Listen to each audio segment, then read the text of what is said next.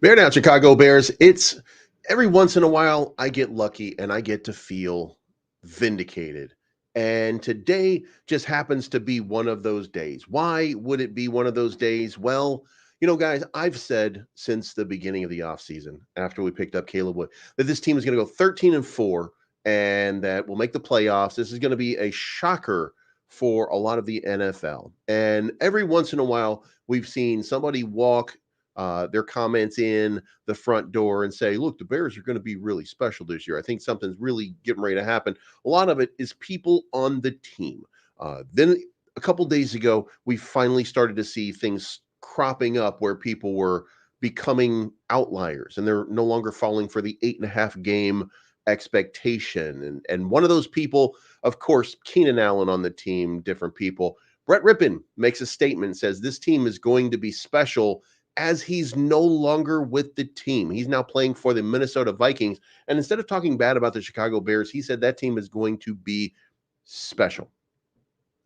Then NFL executives are calling Caleb Williams one of the top 5 quarterbacks in the league. They're looking at the same draft tape as everybody else. They're looking at the same preseason as everybody else. They're not saying the Bill Belichick, well, he's just been mid so far. But they're seeing something. Then we had an NFL scout come out yesterday and says that this unexpected player was going to push the Chicago Bears to a 13-4 record. So, if you follow the predictions of the Chicago Bears for 2024, it hovers anywhere between 10-7 and 7-10. Thanks in large part to an improved defense and receiving core, people are starting to feel a little bit better. So, Dan Pompei of The Athletic contacted 10 different personnel people to ask their thoughts on the team. One scout stated that he believes that the Bears will be way better than people realize. Duh.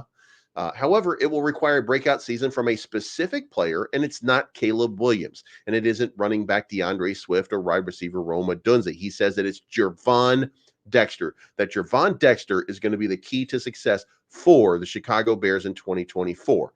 And he was asked to explain his optimism for a 13-4 finish, and he says he believes that the Bears are a talented young team and that quarterback Caleb Williams is the real deal and wide receiver DJ Moore is a difference maker. He also said they are scheduled to oppose only 2 quarterbacks who put fear in defenses, and that's CJ Stroud and Matthew Stafford. He qualified his prediction by saying that the Bears would be so successful only with a more effective interior pass rush, which would likely have to come from second-year player Gervon Dexter. Without more pressure from the tackles, the front office person says the Bears will win 9 or fewer. What part of the defense improved? Byard, Booker. What part of the defense improved? Okay, so let's talk about that. Austin Booker is better than Dominique Robinson. Austin Booker is in the rotation, and he's better. Justin Jones has moved on. Gervon Dexter has slimmed down, bulked up, made himself much more viable as a prototype 3 technique. DeMarcus Walker will be sliding to the inside on Andrew Billing, they are equal run stoppers to allow Austin Booker to be on that edge with the game on the line, allowing a more effective pass rush and we don't know. We don't know. Jack Sanborn is another year in his 3rd year. He should make another dramatic improvement. He was good enough to be a starter in this league last season, and he maintained his starting role. TJ Edwards has been MVP-like in his role and should be better now that he's had another season to get better into this defensive scheme. Matt Eberflus is now comfortable enough with the defensive line and the positions on the defensive line and the full season of getting better that Montez Sweat would have, getting familiar with the play calls in this defense, that he's going to be calling up more blitzes and taking more risks to try to get at the quarterback, which will lead to more sacks, which might in fact make them a worse run team in the short term, but they were a number 1 run team last season. So if they still maintain as a top 5 to top 10 run stopping team, they're going to be better. But the focus is they were 25th on pass defense, and now they have a better setup. Yes, Kevin Byard is a better player. Austin Booker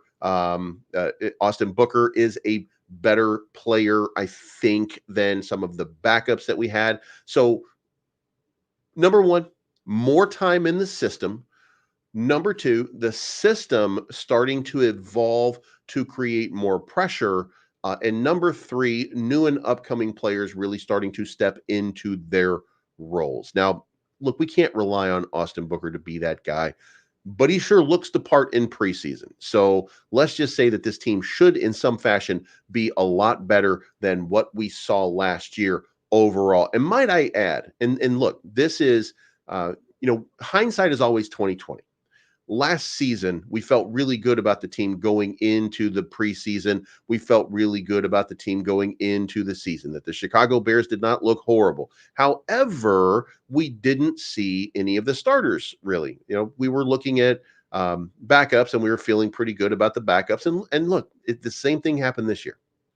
But there is a marked difference. This offense will put up 7 more points a game. If this offense puts up 7 more points a game than it did last season, this is an 11-6 team. The end. This is an 11-6 team minimum.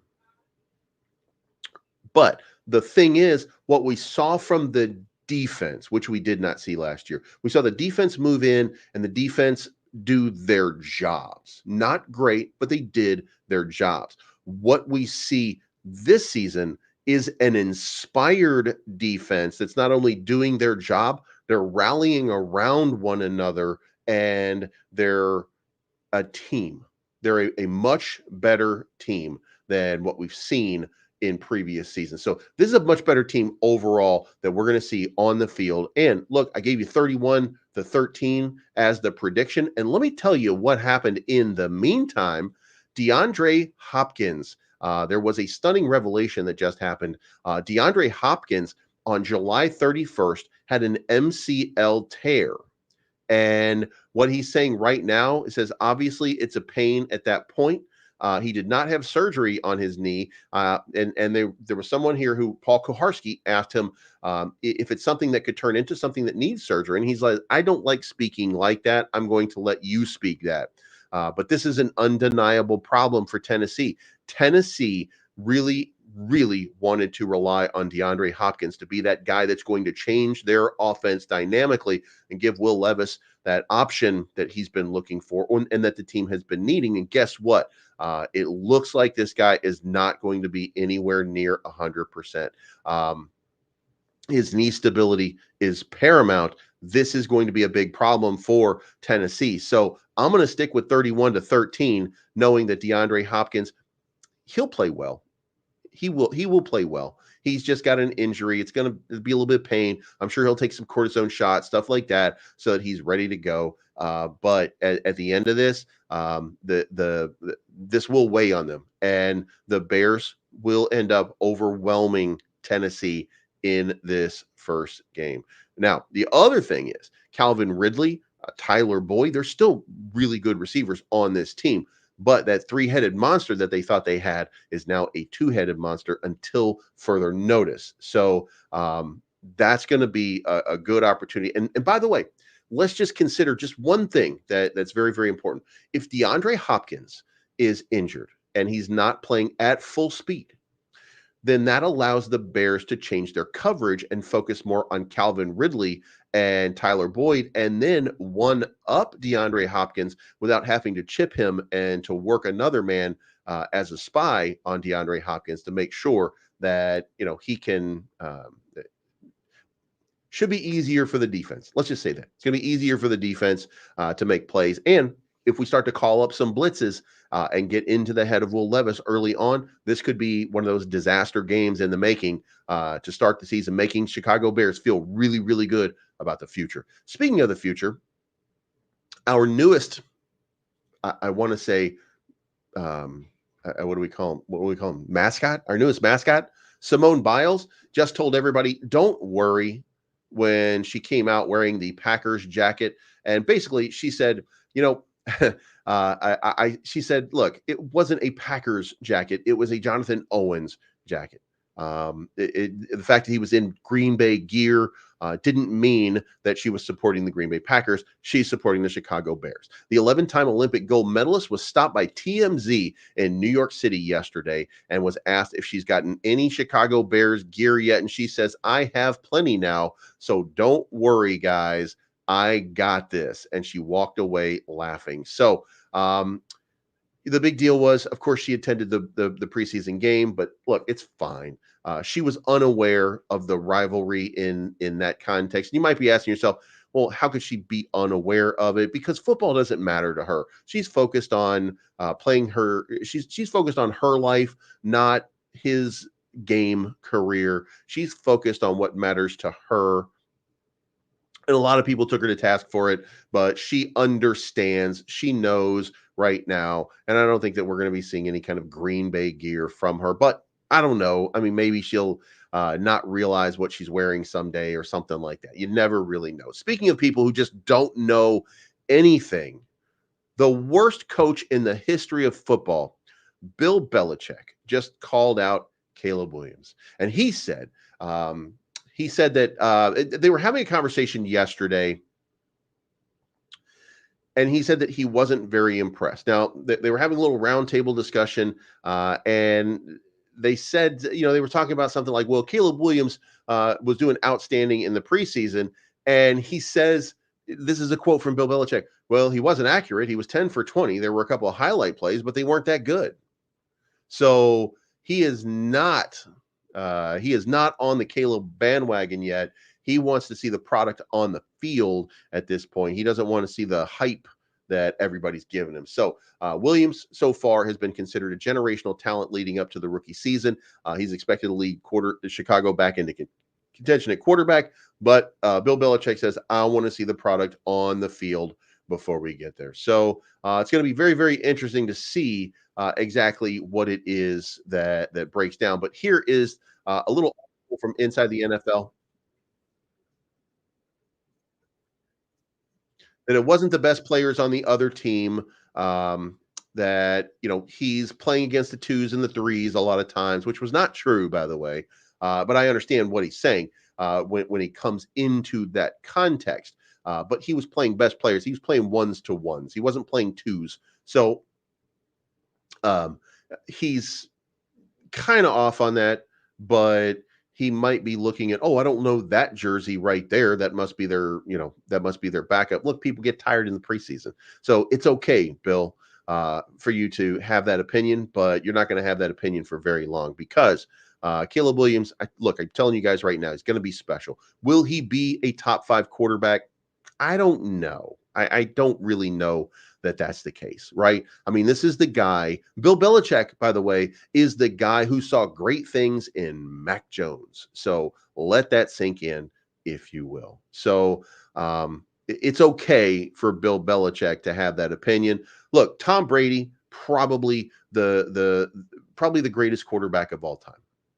Captured lightning in a bottle. Had this was a piece where the most important player on your team, and it's always the quarterback, no matter what, it's always the quarterback, but the most important player on his team happened to be the best player in the NFL for an extended period of time, and he was able to pay for he was able to pay to keep him there. He was able to convince him to take cuts in pay in order to make his team better. Brady was one of those special guys who was just focused on winning. And other than that, and other than replacing, some players that he felt were not contributors with other players who he felt would be better contributors, and he did a good job. I'm not taking anything away from Bill Belichick, but and they won, what is it, 6 Super Bowls?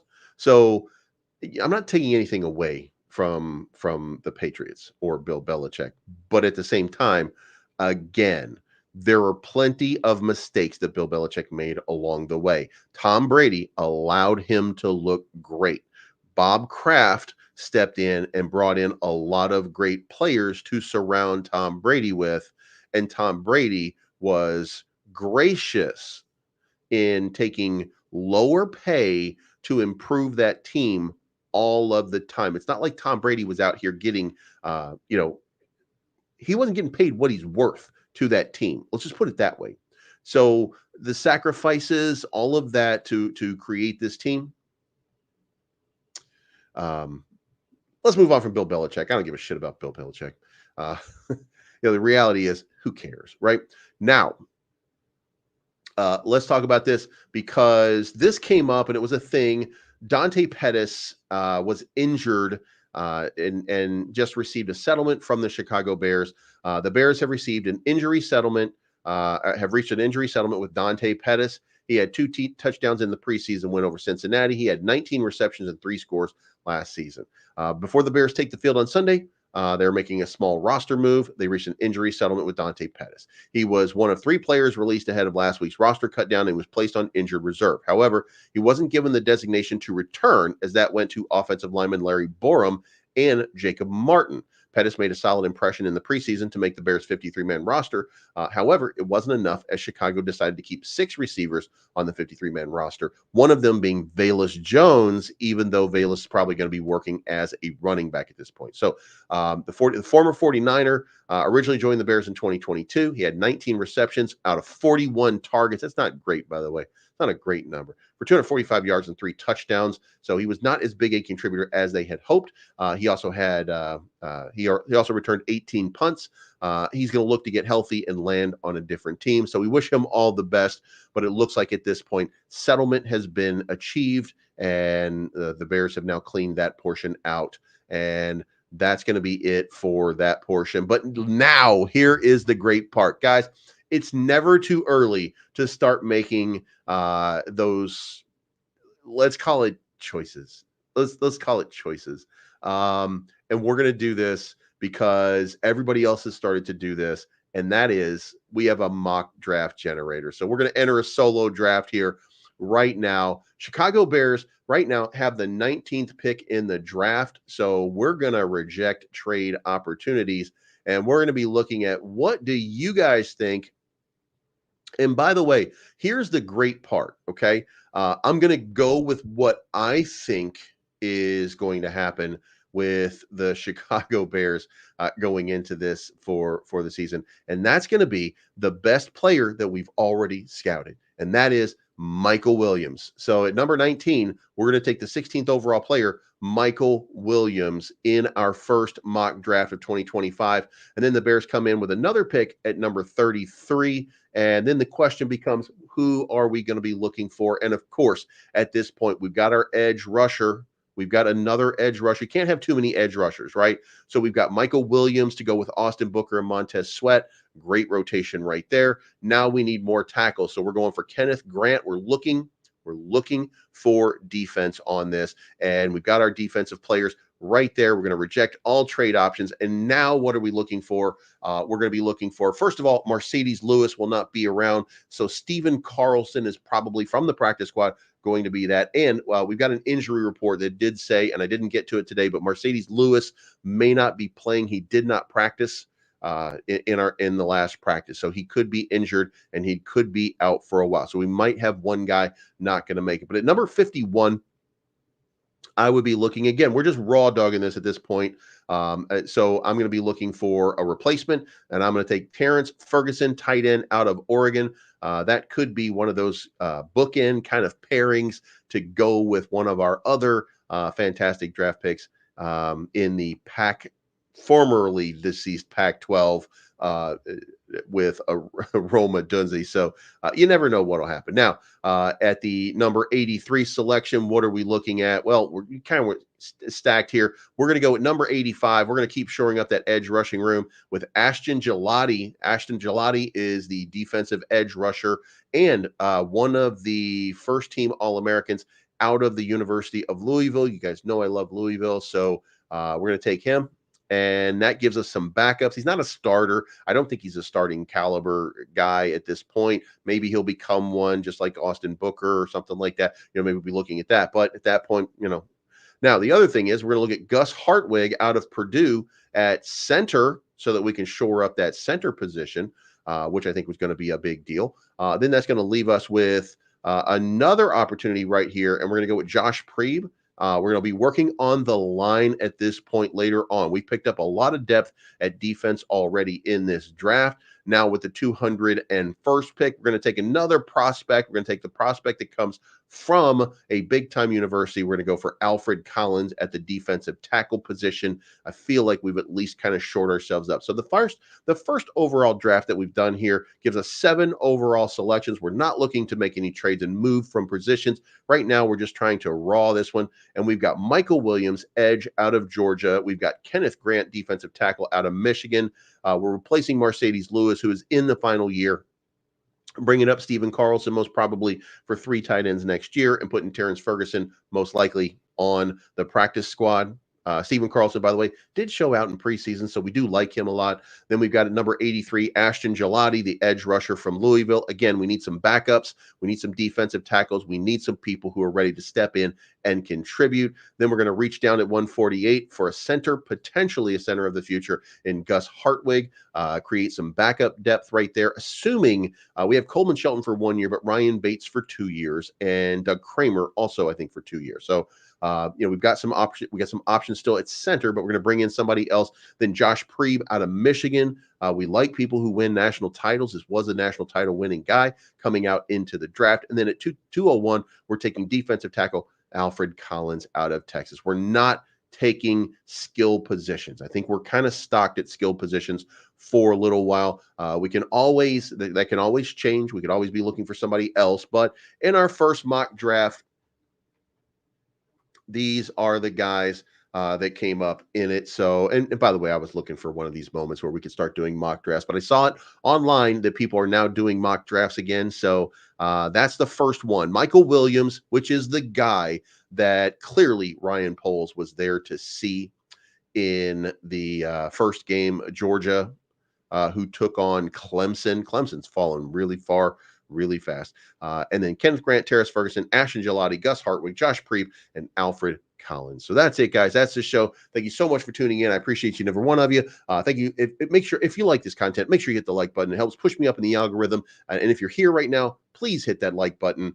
Pushing me up in the algorithm gets us trending for the day, and hopefully more people watch, and that supports me and helps me continue doing what I do here. So thank you so much. Remember to bear down, and Green Bay, F you.